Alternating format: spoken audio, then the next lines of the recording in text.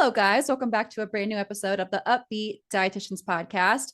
We are joined today by a brand new guest, Jenna Hunter, and we are going to have her talk all about budget-friendly and time-friendly meal planning and cooking tips today. Jenna is a dietitian who loves to create simple, nutritious meals while practicing balance and everything in moderation. In her free time, Jenna creates budget-friendly and time-friendly meals on Instagram and TikTok. You can find her at The Healthy Hothead, and during the day, she's pursuing her doctorate degree. We are so excited to share this episode with you guys. Enjoy. Hello, everyone. Welcome to the podcast, or welcome to the Upbeat Dietitians Podcast, and welcome, Jenna. We are so excited to have you here. No, thanks for having me. It's great to be here. So as you probably saw the title, you'll know what we're talking about today, but we are going to jump into all things budget, time-friendly meal planning, meal prepping, and cooking tips. Something everyone can learn from. And Jenna is a pro with this, with all of the recipes she posts online.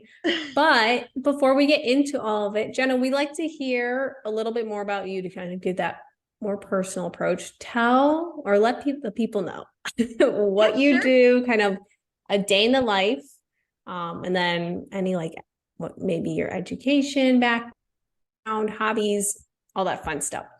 Great, sounds good. So I am currently a registered dietitian. I got my undergraduate at West Virginia University, then my master's at Marshall, and now I'm getting my doctorate at University of Dayton in leadership studies. A current day in the life for me, really, I just wake up around 9, do a little content creation. Today, I actually filmed 3 recipes, and usually I film 3 to 4 recipes a day. And then depending on the day, I'll either have class or I'll just do some schoolwork or my research. And then at night, I have an adult beverage, put on my favorite movie, and just hang out. Oh, that's the dream. Yes, that is it. I'm very impressed by the 3 to 4 recipes a day. That's a lot of work. That's impressive. Oh, I kind of like it. And also since my genre is very easy recipes, they're kind of done within 30 minutes. So it's all right, I'll just make my 3 meals for the day or my 4 meals for the day and just chow down when I'm done. That's the one beauty of being in the, I don't know if you call yourself a food blogger, but in the recipe creation space is you get to eat whatever you make, which is so, I'm sure, exactly grand. And so efficient with your time. You're yeah, now we're meal prep for the day and you have your content. Oh my gosh. That is so fun. So I feel like we've already started talking about it. We already started talking about how you meal plan. But what are some benefits you think comes from meal planning and cooking at home? Well, we can start with meal planning first. Well, first and foremost, I would say, you guys probably heard this all the time too, it saves money. Compared to door dashing, all that stuff, it really does save a good chunk of money. Second of all, you can make whatever you want. I don't know if you guys grew up in a household where everything you ate was very controlled and monitored. And so I'm living my childhood dream of making whatever I want and eating whatever I want. So that's another benefit to it. And also it's just kind of a fun little project. Just, have your favorite songs playing in the background, just cook. And also you get to learn new kitchen skills, and learning new kitchen skills, in my opinion. And if you can cook, that's hot to me, in my opinion. But also just meal planning and prepping just kind of saves you time and energy throughout the week. Because, after an 8-hour shift, you're just tired and don't want to cook. So meal prepping comes in and comes handy. Fumbling my words. Welcome to my life. This podcast is basically just me saying gibberish for 45 minutes per episode. No, I apologize in advance. Sometimes when I'm nervous, my words just get fumbled and all jumbled. So I'm sorry. Don't apologize. I'm telling you, if you went back to the first 30 episodes of ours, it's just us just stammering for an hour at a time. We were so nervous too. It was hard to edit. Yeah, I bet. I love how you brought in relaxation with the music with meal planning, and then developing new skills, and then also if like for a the romantic part of your life, you could have like a date or attract others with your cooking skill. Such a versatile skill. It can do so much for you. It's just something fun too, you know? Yeah. It really is. And I like how you tied it into like living out your childhood dreams. Emily and I, this podcast is very heavily focused on like intuitive eating and food freedom and all of those things. And I don't know if we said it on here before, Emily, but I say it a lot with people that I like work with that like, how do I want to say it? Like, if you have come from a place, whether it was like in your childhood or like a really strong dieting history where you were just eating kind of like boring, bland foods that you were like told that you had to eat, like following a meal plan, for example, that can be one like such glorious piece of that food freedom as you get to like cook. And it can sometimes be a hassle and a chore. And we'll talk about how to make it more fun maybe a little bit later. But I think if you kind of shift that perspective and like see that it can be like a fun way to like live out your childhood dreams, for example, or kind of rebel against dieting or whatever your situation is, I think it kind of helps you to enjoy it a little bit more. No, I agree. It really does. Like this morning I had ice cream for breakfast. Oh, I love that. Couldn't do that growing up. So that's so awesome. The dream. That is the dream. it is like any child would freak out over that. No, exactly. Oh, that's so awesome. Well, I don't know if there's a super long-winded answer to this question, but do you feel like anybody can benefit from meal planning, or is there like a certain group of people that you feel like would really find a lot of benefit from it? Honestly, I really think like anybody can benefit from meal planning, but the specific group of people who could benefit the most are the people with the busy work schedules, or really people who struggle with energy during the work week. Like, you know, just that 8-hour work day. Like I'm sure like you guys know, and also just like from our internship too that we were talking about before, you just feel drained after, and like you just don't want to cook. So you make like I'm not saying ramen's bad, but like, you know, you just want to make an instant meal, you know, you're just tired. So also all the people who kind of like want to control what they eat a little bit, like people who want to gain weight or lose weight, they can count up the calories in whatever way. And also like people who want to eat a balanced diet.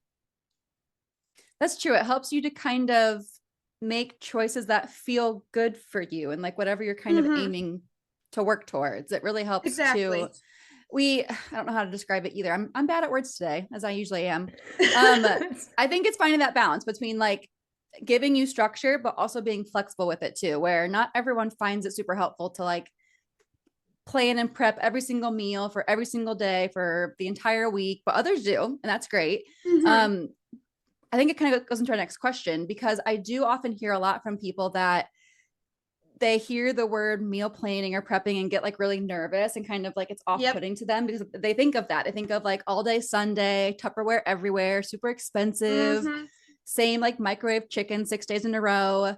So for our listeners who maybe feel that way and want like a more flexible approach, like what advice would you have for those people who are pretty nervous and apprehensive about all this? See, I could totally understand like why people would feel that way, because when I first got into this program of nutrition, I was kind of like that way, you know, like kind of developed a little bit of like anorexia because I was so concerned on like what to make, what to eat, and like what to prep for that week. But really for like people who feel that way, I don't know if this would really just be, this works for my brain when I was in that kind of situation. Again, make it a fun activity. Like it doesn't have to be that hard. And it also doesn't have to be like in Tupperware or anything. Just, and also you don't have to make the same thing for the week. Like you can make 3 different meals for that week. And really just, like I said, making it a fun activity, that a lot.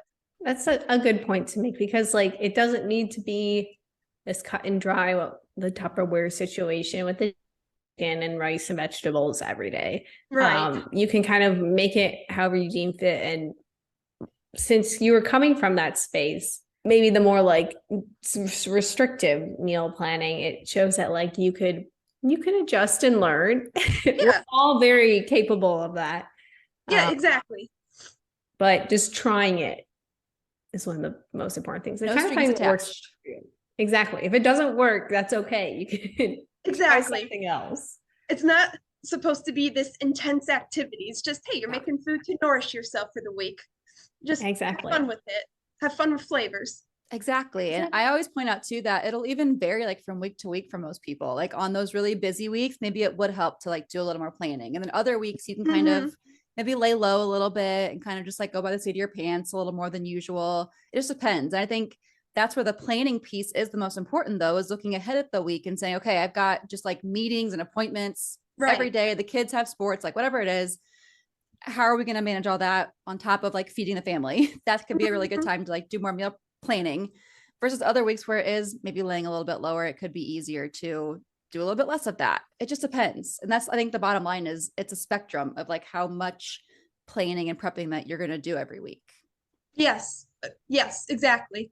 Well, I say we get into like the budget side of this because the other big piece of this that I often hear in terms of like, oh, I don't know about this, it sounds a little bit expensive, is like the price point of it. So what are your thoughts on that? Like what tips do you have for our listeners who are a little bit apprehensive because they feel that meal planning is usually super pricey? Yes. So meal planning can be pricey, especially nowadays with these crazy grocery bills. Oh my God. But some tips that like I've like learned while being a content creator and like creating recipes for the past like 2 years. Google what fruits and vegetables are in season and then buy those fruits and vegetables depending on what season it is, because usually that produce is super cheap. Also, a lot of people, like I see on social media too, a lot of people demonize canned and frozen products, which I think is just the dumbest thing.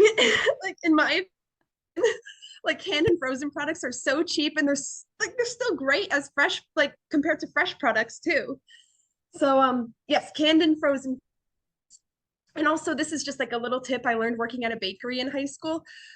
Usually bakeries at the end of the day, it's horrible. They throw all their baked goods out, kind of, they just waste everything. So if you go to a bakery at the end of the day, they usually give you like products half off or free.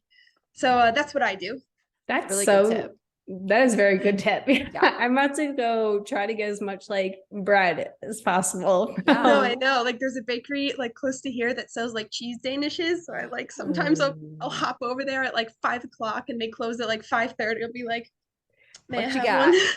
Yeah. Yeah, it's genius. Oh my gosh. I also very much agree with the canned and frozen foods get so much hate, and like it's okay to eat them. Exactly. You will be okay. They are very comparable to fresh produce, and from a shelf stability standpoint, they are going to last much longer than fresh products. Exactly. And like they really are kind of cheaper than fresh products most of the time. I see a lot of people like demonize canned products because of like the sodium content, but that's what preserves them. And also, hey, that's a free electrolyte. So I don't know. I love that. Free electrolyte. Yeah. And even if you like really were concerned, you could like rinse them. Yeah. Right. Exactly. So there's something we can do about it. Yeah, exactly. Exactly. I think in a similar fashion, I saw a post recently that said this, that of course I like agreed with. It was saying like, if you add a dressing to your salad, like you're still getting all the nutrients from the salad. Just like if you eat like canned broccoli, and I don't know if broccoli is ever canned green beans, we'll say, instead of like fresh green beans, like it's still a green bean, like it's still nutrient dense and everything. So if that really is a way to help you eat more veggies, then do that. That's great. Yeah, exactly. Like it still has its fiber, its vitamin C, like it's fine. Yes. I'm sure people will enjoy hearing that because they hear us talk about it sometimes, but they're probably sick of it. So it's good to hear from someone else as well. What are so we've talked about kind of like there's the budget side of meal planning, and then there's also like the time side of it. I feel like that's another really big, because what Hannah alluded to, like that like Sunday meal prep day idea. We have our whole day, that's all you're doing, you're only cooking, you only have a 1 day weekend because you're cooking the other half. What are some time friendly tips to make like meal planning and cooking a little bit more accessible in maybe a busy life? One thing that I learned that has really time and a half for me is use tinfoil and parchment paper to cover every surface that you're cooking on. Like say you're baking something or like air frying something or using a toaster oven and using a tray. Like I use tinfoil, parchment paper, cuts my cleaning time in half. Another thing I would suggest too is honestly, like I've noticed using kind of like compactable items and Googling ways to cook within these compactable items has also cut time in half. Like one example, like lately I've been doing is cooking my pasta in the microwave, and it takes like 8 minutes to cook the pasta instead of boiling it for 20 minutes. But that's the tips I have. I'm trying to think of anything else. I know this is kind of like this next question, but I really find the air fryer very useful. I feel like I've used the air fryer a lot, and it kind of really cuts like my baking time in half or like heating up time in half. So yeah, those are my answers. I mean, that is true. It is like a very quick with the air fryer. It is very fast and compact. So if like you don't have much time, you can just click it. I don't think I've ever cooked pasta in my microwave. I know. Oh, that's genius. No, it's like I learned this from another TikToker actually. Like you just put your pasta like as much as you want, how hungry you are, salt, water, microwave for like 5 minutes, stir it up and microwave again for 3 minutes, and then it's done. Drain the water. Wow. So useful because I love pasta. Yeah. Dang. And you Super wait, easy. you wait so long for it to just boil. Yes. That I mean, I feel like, like takes 8 minutes. Yes. Yeah, I mean like it cuts it up, like cuts time like maybe 4 minutes, but still time is time. It adds up. Yes. Dang. One tip that I like to give out to people is if the time thing is like your biggest barrier and you're like, I'm absolutely not doing this because of the time, because maybe you do envision the classic like all day Sunday kind of thing. I always say that you can prep ingredients, not whole meals, which is what I tend to do. Like I will like cut the vegetables up. So all I got to do is like throw them into the stir fry for whatever day I'm going to have it. Or I will like put chicken in a marinade so that all I got to do is like throw it on the grill or in the oven or whatever when I get home. So if that kind of helps you to maybe feel a little bit less nervous about like the time commitment, again, like it's a spectrum. Like find whatever amount of time works for you and your family. If it's not going to be helpful to do just like 8 hours of planning and prepping on a Sunday, because not everyone wants to do that or has the time to do that. No, exactly. And you're like, that's smart to pre-cut like vegetables and meats and like put them in a bag and freeze them for the week. Like that's really smart too. I saw that, I saw one content creator do that and I was like, oh my God, that's brilliant. Brilliant. And speaking of the freezer, like freezer meals, like if you do have a day where you have time to prep, like make like 3, 4, 5 different meals. That way on a Tuesday night when you're super busy, all you got to do is throw it in the oven or the microwave or whatever. Exactly. I love it. And yeah, and also like people kind of demonize like frozen meals too, which I think is like, I mean, I can understand like high in sodium, but at the same time, like, you know, like you said, people can't afford the 8-hour day of meal planning. And maybe the person ate all the meals that week and one day left over and they don't have the energy to cook. So, hey, that pack of ramen or frozen meal is great. Gets the job done. The convenience side of it is huge. Yeah. Especially when you're fatigued and tired. Exactly. Yeah. I think the only tip I have to contribute is I like purchase like pre-packaged things. So like something I've been making a lot of is like Asian inspired dishes with like coleslaw mixes. And since I don't want to buy like, why am I blanking on what cabbage? Cabbage? I'm like, what is that called? Monday. Yes, it's the end of the day on a Monday. There's no thoughts are occurring right now. But like cabbage and like whatever else goes into it, I don't even know because I just buy the package and I like dump it all in and I'm done. That's great. Because then I don't like waste the vegetables, like trying to find somewhere else. Even though I could like probably easily plan for a meal, but that would take more thought that we don't always have with the time or energy in this case. I feel like that also kind of gets demonized. It's like, oh, bagged vegetables, which goes in with that like canned and kind of frozen section. I'm like, this is still a vegetable. Exactly. We're It's still got its okay. nutrients. Yeah, still got its Yeah. fiber. I saw your one video. I saved it. It was you did like soy sauce, garlic with like ground beef and the coleslaw over rice. It's I was probably that my is egg roll in a bowl video. It's yes. like people are like freaking out right now. Yeah. They're freaking out about the soy sauce. No, yeah, I saw the egg roll in the bowl. I was like, that's brilliant. What the hell? Mhm. Emily is in her I'm a food big blogging fan of area. I The am. lazy girl. The lazy Yes. That girl. yes, I'm thriving right now. But also you'd be surprised with how many I'm like Hannah and I have talked about like hate comments before. Oh, I don't think yeah. I've ever seen hate comments on your videos, but also I might not just scroll enough on your comments to get to the hate because there's a lot of positivity. But there's people will find the smallest things to be upset about in recipe videos. No, oh, I got so much hate. I made blue Takis from scratch. I got so much hate on that video. They're like, "Oh, Takis from Ohio," and I'm like, "I was just making Takis. It's not Takis from mean." Ohio. Yeah, I was like, "Okay." I gotta admit, like these trolls are just obnoxious and I hate them, but sometimes they're really witty. It makes me so They are, mad. yeah. Their hate comment is funny. I'm like, you don't deserve my laughs, but that's pretty funny. No, I know. It's sometimes like they do like dark humor comments, and I'm like, "Oh, Yeah. I'm like, oh," like yeah. you insulted me, but that was freaking I hilarious. know. I'm still mad though. Yeah. Mixed They're feelings. silly. They're silly. Oh my gosh. Yeah. Well, we've gotten so many wonderful tips. We like to kind of wrap up before we get into our bonus question that we kind of have already gotten to, but we'll still get more into it. But we like to wrap up by kind of leaving the floor for any like last minute thoughts you might have or things that maybe we didn't ask you that you want to kind of throw in here. We always joke that like if our listeners were to like jump to this point of the podcast, like what would you like really want them to hear? Like what would not be missable? So the floor is yours. Like, what else do you want to add, if anything, from what we've already said today? Or what's kind of the takeaway points you would give? Don't listen to diet culture. Everything in moderation. Yeah. Perfect. Have ice cream for breakfast if you want it. Everything in moderation. Yes. We love that. Ice cream for breakfast. And thank you everyone for listening to today's episode.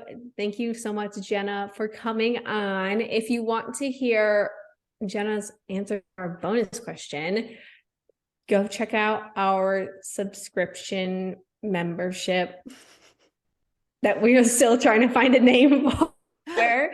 But you'll have to tune in there to hear her thoughts. But we hope you took something away from today. There are a lot of really great tips. And Jenna, we also forgot to include this on the outline. I was just gonna say, yeah. If the people want to hear more from you, where can they find you? This is your time to shine. You can share like social media links, websites, whatever you want to share. We'll also tag it all in the show notes so they can see there as well. Okay. Really, I'm just on TikTok and Instagram at the Healthy Hophead. That's the username. Just find me there if you need. Love it. We'll include it in the show notes. But otherwise, Jenna, thank you so much for coming on today. It was an absolute pleasure. We cannot wait to see what new recipes you come out with. Mm-hmm. And thank you so much for coming on. For having me. Cool. This is really fun. Yes, yes. Well, thanks for listening, everyone. We will see you next week. Bye, guys. Thanks for listening. Thank you so much for tuning in on this episode of the Upbeat Dietitians with your hosts, Emily Krause and Hannah Thompson. We appreciate you all so much for continuing to support us. In order to support us and sustain the success of this podcast, please subscribe and leave a rating and review. If you'd like to provide us feedback for future episodes and guest stars, follow us on Instagram at the Upbeat Dietitians. Lastly, you can show us support by providing a monthly donation using the link at the end of our bio. Once again, thank you so much for listening today and stay tuned next Wednesday for a new episode. Until then, we hope you have a wonderful rest of your week.